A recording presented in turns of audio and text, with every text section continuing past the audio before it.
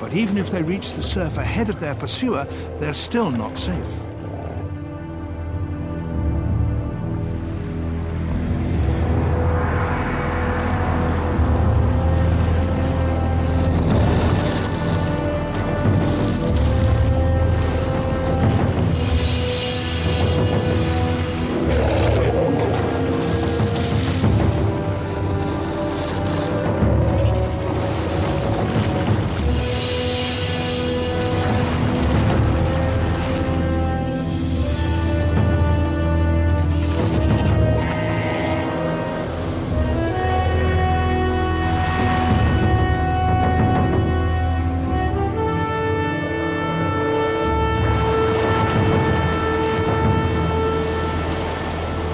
Just like their cousins in the Crozet Islands, these killer whales have developed a specialized skill for hunting in the surf.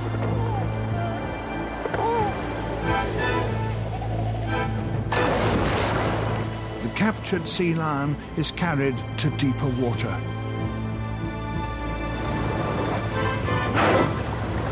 Out here, there's no escape.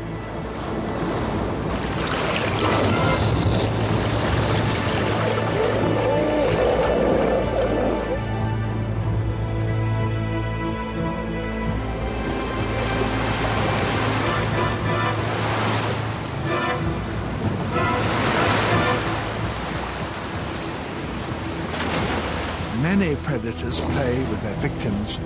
There's no doubt this brutal game helps the whale to hone its hunting skills.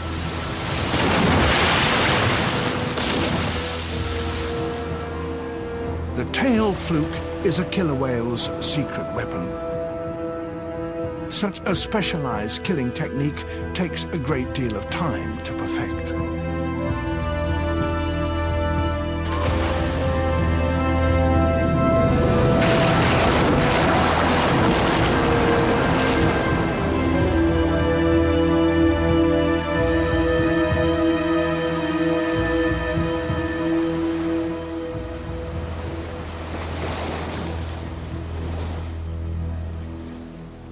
Hunting sea lions is a cultural tradition based on knowledge and experience taught by one generation to the next. However, not all cultural traditions are about catching prey. This pod off the coast of British Columbia has been studied for 30 years. It's one of the best-known groups of whales in the world.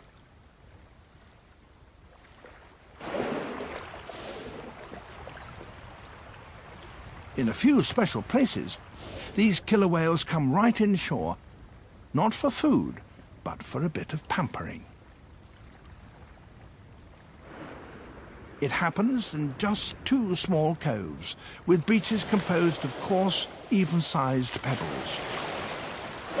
Just what a whale needs for a good body rub.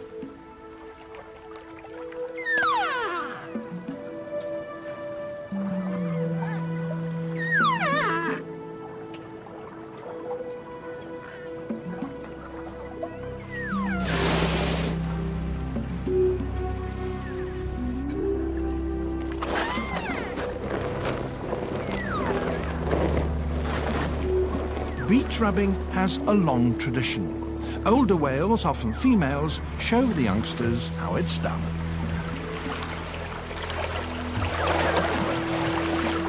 As in elephants and humans, female killer whales live well beyond the menopause, sometimes 20 or 30 years after the birth of their last calf. The older, more experienced whales are keepers of the pod's hard-earned knowledge. They know the geography of this coast intimately. Without them, the younger whales would be all at sea.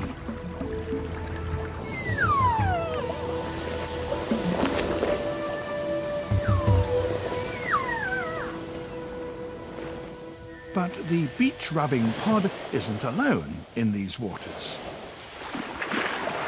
There are other killer whales who visit the area, strangers who behave in an entirely different fashion. They make hardly any sound.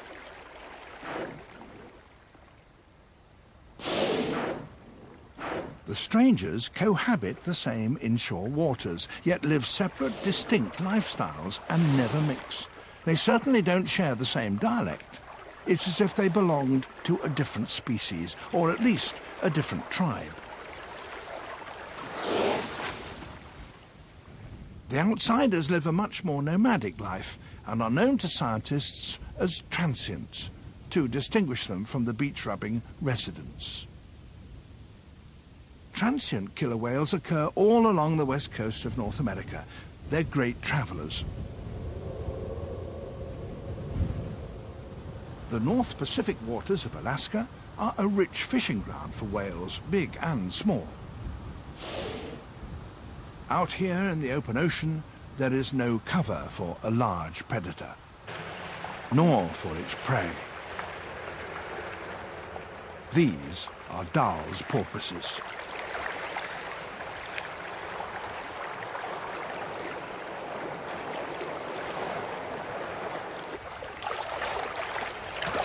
Transient killer whales have little interest in fish.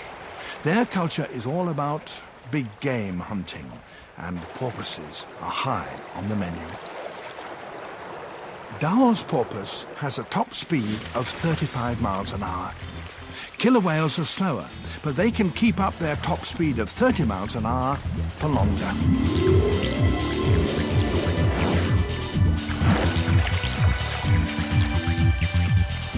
This type of hunt is all about speed and cooperation.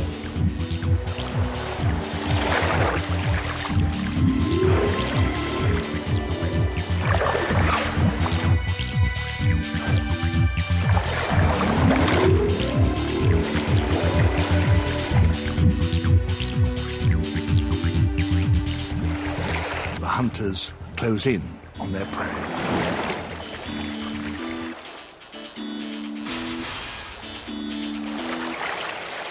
A sudden eruption of noise announces the kill. It's as if the whales are celebrating.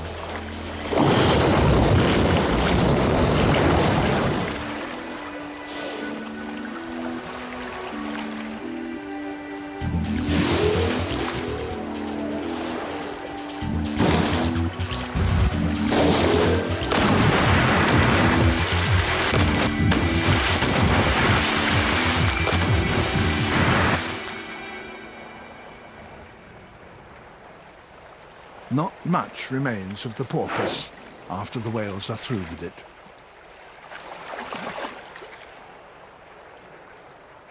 Killer whales don't just target prey smaller than themselves. Off the coast of California, a grey whale and her baby are in serious danger.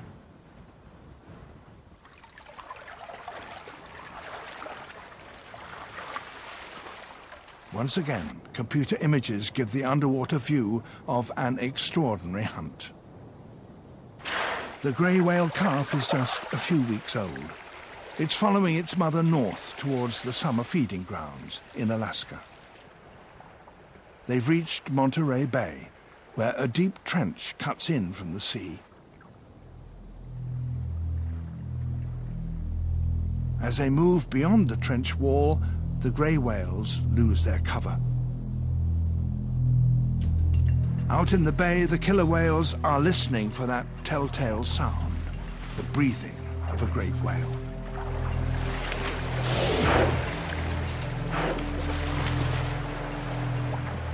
Immediately, their behavior changes. The killers close ranks like a hunting wolf pack.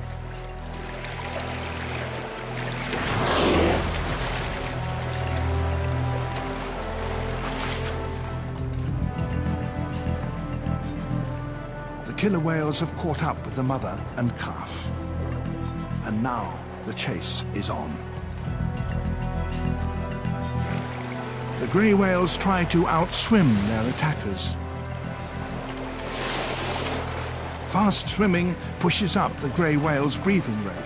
A breathless calf is easier to catch. The killers work as a team. Their first goal is to separate the baby from its mother. The grey whale mother is a formidable adversary. She could seriously harm a killer whale with just one slap of her massive tail fluke.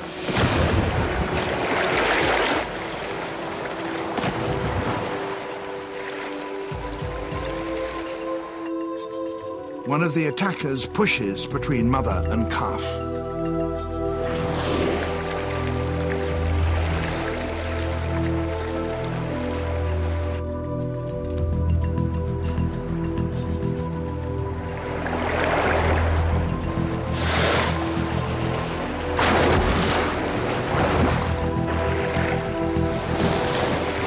The strategy is working. The grey whales are forced apart.